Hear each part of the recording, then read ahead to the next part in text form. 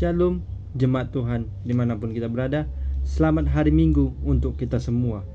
Dan selamat kita pada hari Minggu ini kita masih diberikan Tuhan oleh Tuhan Yesus Kristus kesehatan dan juga nafas kehidupan daripada Tuhan.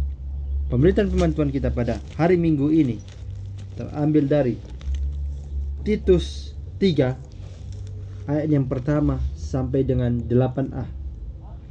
Titus 3 ayat yang ke-1 sampai dengan 8a dengan judul berikutnya adalah pesan-pesan penutup. Begini firman Tuhan.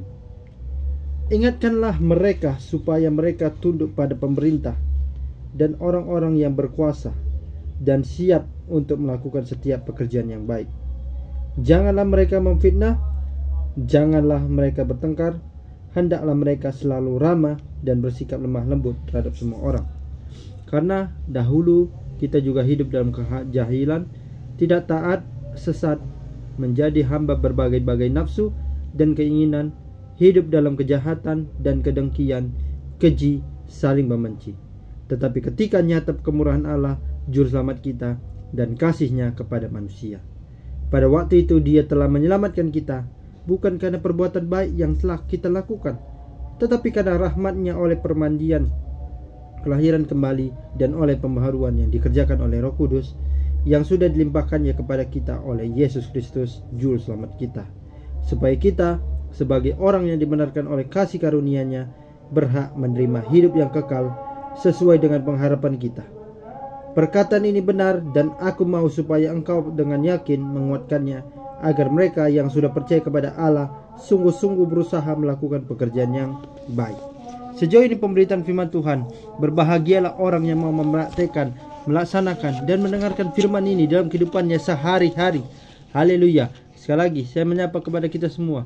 Shalom dan selamat hari Minggu untuk kita semua. Pemberitaan firman Tuhan kita pada hari ini mengangkat tema kelahiran kembali, menerima kehidupan baru. Sekali lagi, kelahiran kembali, menerima kehidupan baru. Bapak Ibu Saudara yang terkasih dalam nama Tuhan kita Yesus Kristus, kalau kita melihat dari sejarah gereja yang ada di dunia ini, kita hari ini memasuki minggu yang disebut dengan minggu Quasimodogeneti, yang artinya adalah manusia menjadi yang baru. Seperti yang dikatakan adalah kita baru lahir datang ke dunia ini.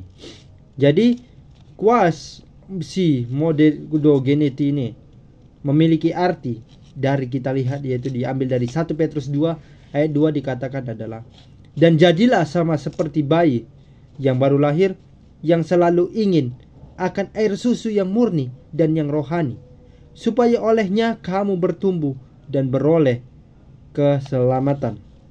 Jadi kali ini kita akan membahas bagaimana minggu setelah kita merayakan Paskah, hari di mana Yesus telah bangkit mengalahkan maut. Di mana perayaan Paskah itu bercirikan bagaimana tentang penderitaan yang dialami oleh Yesus. Yesus itu diibaratkan sebagai Kristo, dalam bahasa Yunani itu adalah Kristus. Nah, jadi Kristo yang disebut sebagai Yesus adalah bagaimana kita menerima dan merefleksikan bagaimana Yesus menderita di hadapan banyak orang dan rela mati untuk menebus dosa manusia. Tetapi dalam konteksnya kita melihat penderitaan dan melihat kebangkitan Yesus itu dilihat dari sisi gereja, yaitu eklesia, yaitu adalah gereja, yang diambil dari bahasa Latin atau Yunani yang artinya adalah gereja. Di mana eklesia ini menjadikan kita ataupun gereja sebagai sumber hidup dalam menyebut diri kita sebagai jemaat yang baru. Itulah yang disebut sebagai Quasimodogeneti, yang sebagai diartikan adalah tadi yang saya katakan adalah mengalami kelahiran yang baru, menjadi orang-orang yang baru. Jadi bagaimana kalau dalam minggu ini, yang tadinya minggu lalu kita akan membahas tentang perayaan Paskah, bagaimana Yesus telah bangkit dari kubur mengalahkan kuasa maut. Kali ini kita akan memaknai bagaimana kita mengalami kelahiran baru dalam Kristus yang bisa kita praktekkan dalam kehidupan kita sehari-hari dari segi praktisnya. Bapak Ibu Saudara yang terkasih di dalam Tuhan Yesus Kristus, surat Titus ini ditulis oleh Paulus. Dia menyampaikan surat ini kepada anak rohaninya Titus, yang berada waktu itu adalah di Kreta.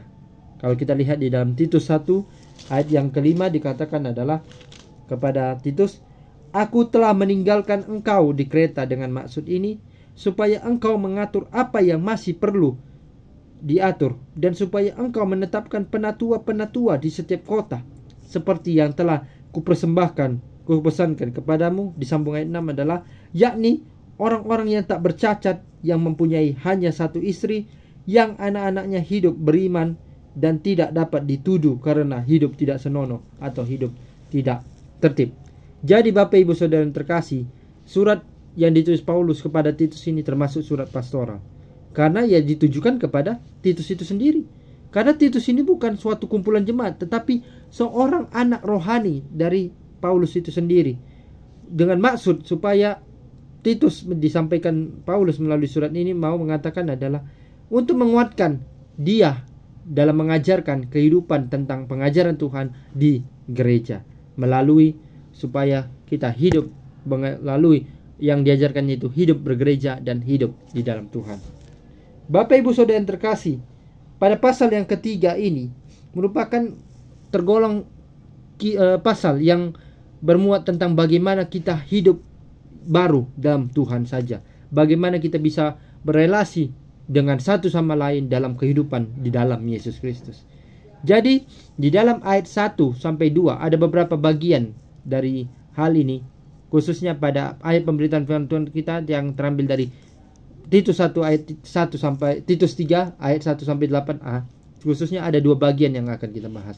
Yang pertama ayat 1 sampai 2. Ayat 1 sampai 2 ini bagaimana kita sebagai manusia hidup yang dikatakan lahir dalam memuliakan Allah di luar komunitas kita.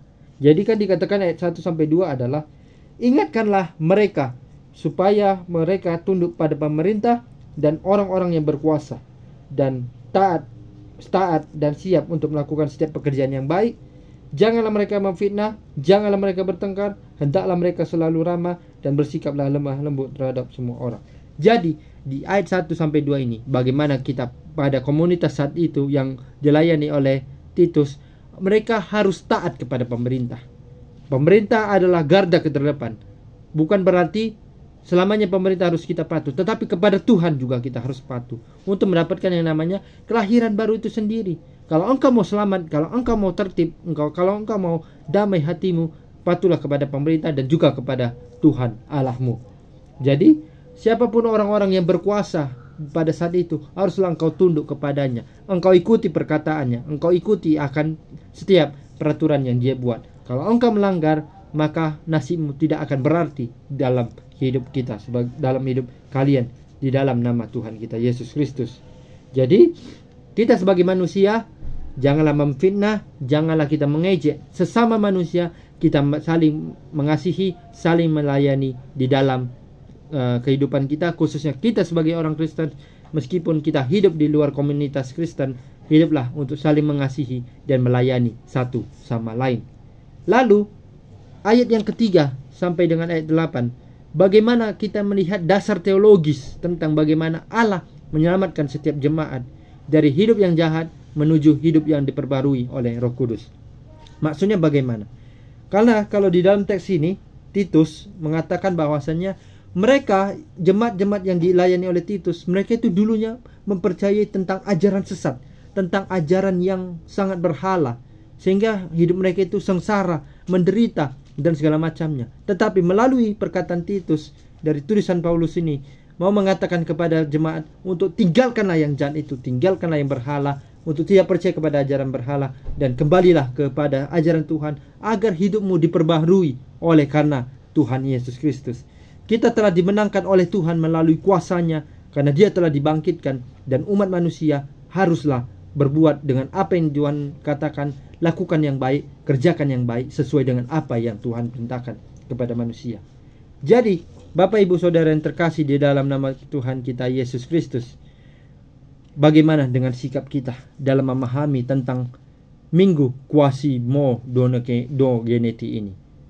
Kita percaya bahwasanya dalam Tuhan telah bangkit di antara para orang mati bangkit mengalahkan kuasa maut, dan kita harus mengalami yang namanya keintiman baru, kelahiran baru, seperti yang dikatakan dalam 1 Petrus 2 ayat 2, seperti bayi yang baru lahir. Bagaimana kita merefleksikannya?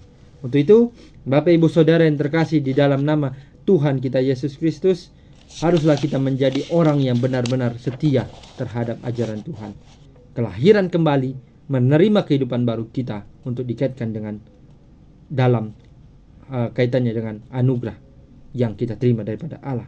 Karena melalui 1 Yohanes 2 ayat 6 dikatakan adalah, barang siapa mengatakan bahwa ia ada di dalam Dia, ia wajib hidup sama seperti Kristus telah hidup.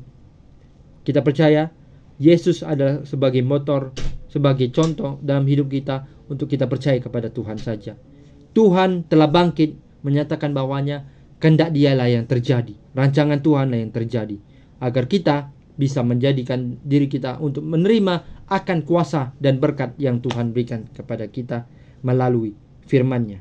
Dengan itu kita harus hidup dalam kerohanian, tinggalkanlah hidup kedagingan.